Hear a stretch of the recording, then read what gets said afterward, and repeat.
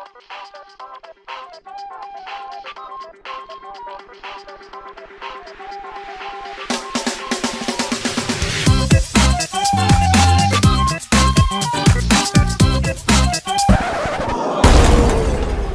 just got wrecked. How many bitcoins does it take to get some goddamn respect in this town?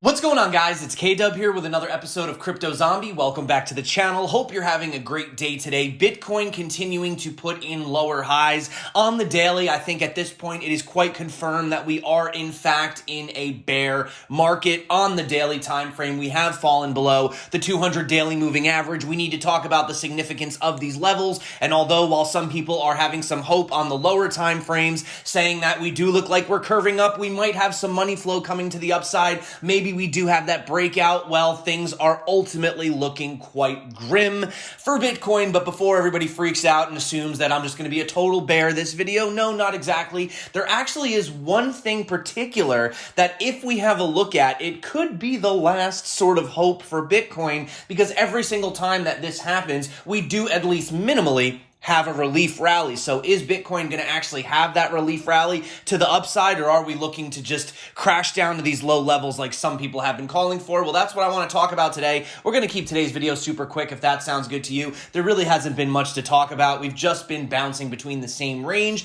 but if you are interested, make sure that you turn on those bell notifications. I will be putting out these videos when I do feel like these updates are necessary, and in today's video, I do want to discuss exactly what is happening right now, and as you guys can see, we are essentially being held down by these trends, right? So what we had up here was we did have this peak, right? And if we follow this all the way down, you could see that Bitcoin had multiple touches right here, and finally again right here, where we finally broke through to the downside. And when we did, we had this massive tumble. Now, we do know that when you have a resistance that is, flipped into support, and then that support gets broken, right? The more times you hit something, it weakens, and you create the possibility of falling through, right? Imagine if you were like jumping on a trampoline or you were hitting a wall. Eventually, right, it starts to weaken and you break through, either to the upside or to the downside, right? Well, you could see we've only actually tried to test that once right here. But what we have done is we've taken this previous support, which technically has been support back here once, okay? And we've already touched it 1, 2, 3, 4 times. You can see right here. Now, if we do in fact break down to the downside and Bitcoin does fall back down to these levels, I do believe that we will see most likely something very similar like what we saw here. Are we going to have another 50% pullback? I'm not sure. I'm not going to go out on a limb and say it's going to be a 50% pullback, but it would definitely not be good for Bitcoin, and it would certainly be probably an excellent opportunity to short if you guys are interested. I'm most likely going to take that short myself, and I'm not a Bitcoin bear, but guys, this is just what I'm seeing in the charts. I'm just being realistic. Now, keep in mind, we could flip to the upside, right? Because we are in this very, very critical, let me get some of this drawing out of here. We are in this very critical level. And, you can see we are in this blue box territory right here. So what would actually be kind of good short term is if we could break above this right here, right? Break above this resistance that was our previous support and then retest it as support. Now, that would be very bullish for Bitcoin, and then I do believe that we would have a bit of a reversal in the cards. Now, just having a look right here, you can see that, of course, we are below all of the major moving averages, but if we actually zoom in, something that is also happening right now, and some of you may say, well, it's a lagging indicator, it doesn't really matter. Well, we did in fact have our death cross on the 50 and on the, the 50 moving below the 200. But if you actually look right here, we're actually looking to have another death cross as well, with the 100 moving below the 200. So this is actually like a double death cross. This is not good. It doesn't matter how you look at it. Oh, the whales, they're trying to fake us out. It's not good, guys. We need a relief rally pretty much imminently, or we are going to go much, much lower. And you can actually see right here that if we look at the VPVR, we have the major VPVR at around 34,590, with the next real major level of support down at around 23,000 200 or around that $24,000 level right down here, where a lot of people, like Robert Kiyosaki and some of these hedge funds are looking to accumulate. And also the largest, which is the red line right, here, that's literally right around the $19,000, $20,000 level, right? So it is not looking great for Bitcoin, and I'm just being realistic. Now, what is the one thing we can look to? Now, we are below the 200 daily moving average.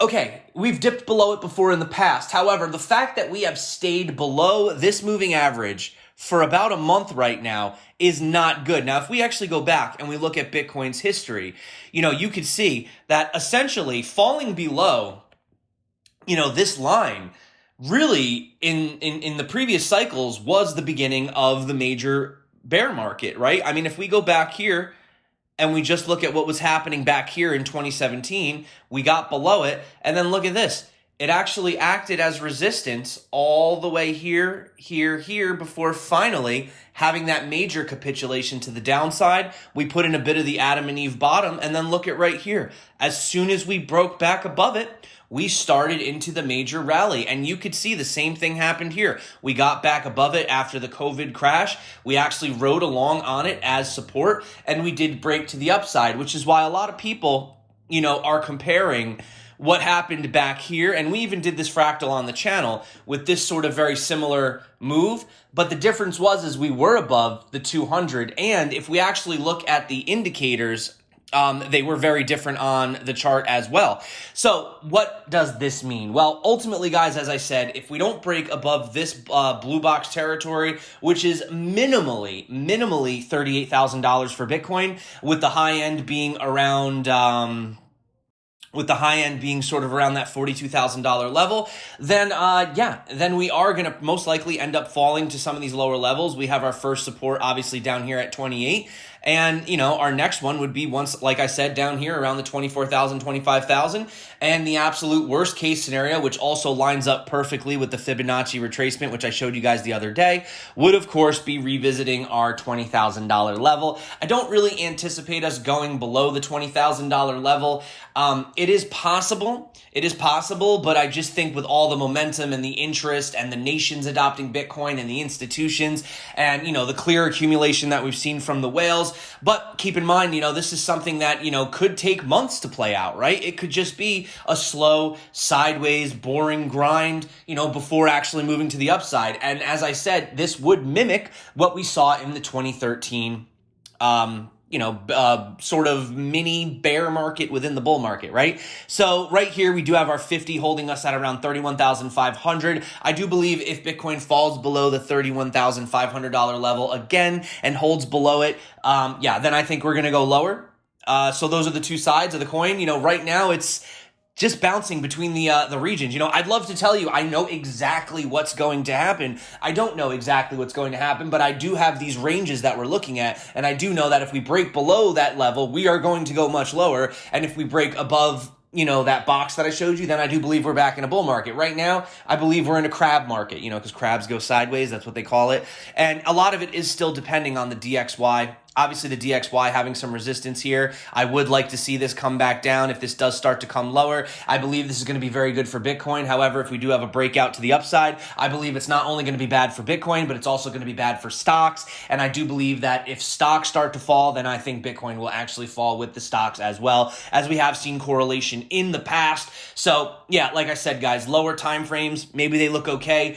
Might have a little bit of a bounce. Larger time frames as you begin to move up here, you go to the 12-hour, you start to go to the daily, and really all you're just seeing is lower highs and lots of decrease in overall money flow. We're not getting the momentum on the pops that we're really looking for. So essentially, it would take almost a miracle, right? So is there any miracle left for Bitcoin to actually break to the upside? Well, one thing positively, I told you there'd be a positive part of this video, is actually the funding has gone very negative on the futures. So essentially when funding is negative, it means that the shorts are paying the longs, whereas when it's positive, it means that the longs are paying the shorts.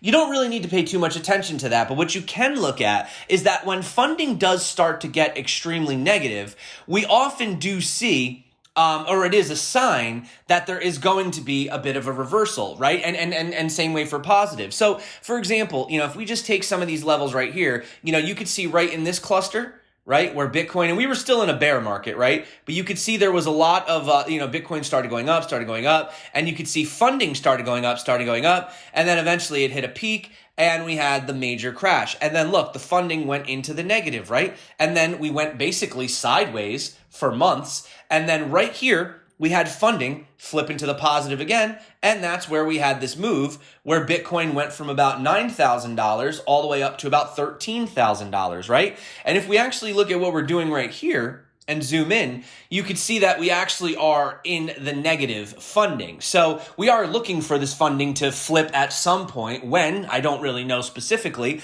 but you can see as it gets overheated on this side, for example, it starts to fall down here, and then we look for the drop. We also see the drop up here. Sorry guys, didn't mean to do that to the screen. But anyway, like I said, you could see that funding is essentially negative right now. So you could be saying that this is an indication that we could be looking for minimally at least a relief bounce, maybe even back to that $42,000 level. However, if we don't hold it, then yeah, I do think we will have a continuation to the downside. So we'll have to see, but unfortunately right now, as I said on the daily, things are not looking too great. And one thing I just wanted to point out though is, and I hate to end on this tweet, but according to Matt Wallace, he says, reminder, the Dogecoin update is coming soon. It will position Doge perfectly to become one of the most used currencies in the world. And Elon Musk said, Bitcoin and Ethereum are pursuing a multi-layer transaction system, but base layer transaction rate is slow and transaction cost is high. There is merit, in my opinion, to Doge maximizing base layer transaction rate and minimizing transaction cost, with exchanges acting as the de facto secondary layer, to which, Paolo responds, we need to start building rockets with spit and paper, definitely cheaper and more lightweight. Well, security won't be the same, but it's a viable trade-off, right? And that is the thing, guys. We need to still, these Shiba Inu coins, these Doge coins, guys, we need to flush this out of the system. There are so many speculators that have come into, to Bitcoin and cryptocurrency recently. And, you do have that trade-off. It's the trifecta, right? You have the decentralization, you have scalability, and you have security, right? And as you increase speed, you lose possibly security or decentralization, right? There's always that trade-off. Bitcoin, in my personal opinion, and in many other people's opinion, is the perfect balance, the perfect trade-off of all of this. And, you already have the greatest form of, money, of a base transaction layer, of security, nodes, the network, and people, not you, but people, they just always want more, right? It's fear and it's greed. And I just want to say one thing. If you are scared right now, if these prices scare you, if, looking at some of these charts scare you right now, well, then maybe you have a little bit too much in cryptocurrency, and maybe you should look to take about 50% off the table. Not financial advice. Especially if you're literally banking on this money to support you over, the next year or so if we do go into a bear market. But I will tell you one thing. Bear markets are actually blessings in disguise. In fact, there's a saying that, money's actually made, in the bear markets, right? Yeah, you could argue when you sell it, but really the accumulation happens in the bear markets. When Bitcoin was down at $3,000, think about that. Bitcoin is around $33,000 today. It was down around $3,000, which means that you could have gotten 10 Bitcoin for the price of 1 Bitcoin today. And I and many others that were successful in these markets particularly take these opportunities, have taken these opportunities to accumulate in these bear markets. So even if we are moving into a bear market, you have to totally change your perception of thinking. If you've gone all in at the top, well, okay, lesson learned, but the good thing is that these cycles are exactly that. There's cycles, right? And when you have FOMO, when you have hype, when you have everybody, FOMOing in at the top saying we're going to go to $1 million Bitcoin, well, that's when we have those 90%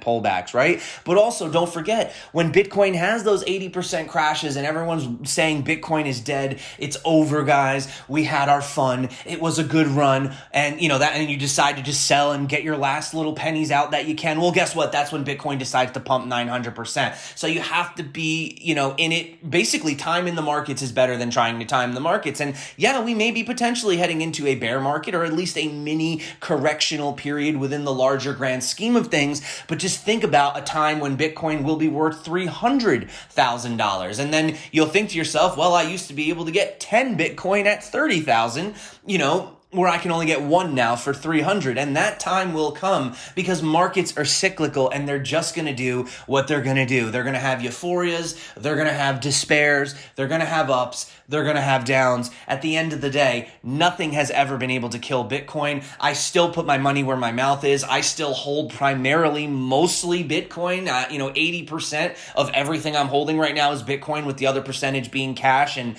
yeah, I don't even really have any altcoins right now. I might have like a few that are, just speculative. But for the most part, guys, I am essentially mostly all in Bitcoin. And I do believe in this long term. And, if you're looking to trade it, that's one thing. But let's be honest, the hodlers have always been rewarded. Long-term hodling has always proven to work. No matter where you bought Bitcoin, even if you bought at the highs, it doesn't matter, guys. Ultimately, this is designed to go up in value. We have hyperinflation worldwide. We don't really have a hard asset like Bitcoin. And while you may say you can have gold or silver, the reality is we don't know how much gold we have. We find new gold each day. We might end up mining asteroids if it's up to Elon, right? One of these days, there's gold under the ocean. You know what I'm saying, guys? So at the end of the day, Bitcoin is the answer. And oh, by the way, just to zoom out in the grand, I just want to actually just show you guys this chart while we're here. This is literally what we're freaking out about. Do you see this? This is what we're actually freaking out about. So, guys, it's all right if we do go into a bit of a bear market. Look, if it's your first bear market, enjoy it, accumulate. This is literally where the money is made, is buying the coins when they're cheap, right? That is how you accumulate. That's how you dollar cost average. So, hope you guys enjoyed today's video. Like I said, I'm probably not going to be doing videos every single day. There's really no point until we have a move, right? If once we have a breakout to the downside, then we'll start looking at levels and we can start trading again. But I'm not going to give you guys signals or tell you to trade this crazy sideways pattern. I've made a few scalp trades, but it's just very risky times to be trading. Let's wait till we get a confirmed trend to the upside or to the downside, and then we can start getting back into the swing of things, right, guys? So thank you so much again for coming back to the channel. I hope you guys appreciated this update. If you do, feel free to like, get subscribed if you haven't. And yeah, that's it for me. So let me know. What do you guys think? Do you think that we're just going to have a major rally back up and all the bears are going to be left in the dust? Or do you actually think that maybe we do actually need to have that cool off period and we are looking at a bit of a bear market, even minimally, a shorter bear market, maybe 6 to 8 months? Or do you think we're going for the full 3-year bear market? Drop your comments below. Let me know, guys. Thank you so much for coming back to the channel. My name's K-Dub. This is CryptoZombie. Until next time, stay crypto. And of course, peace out.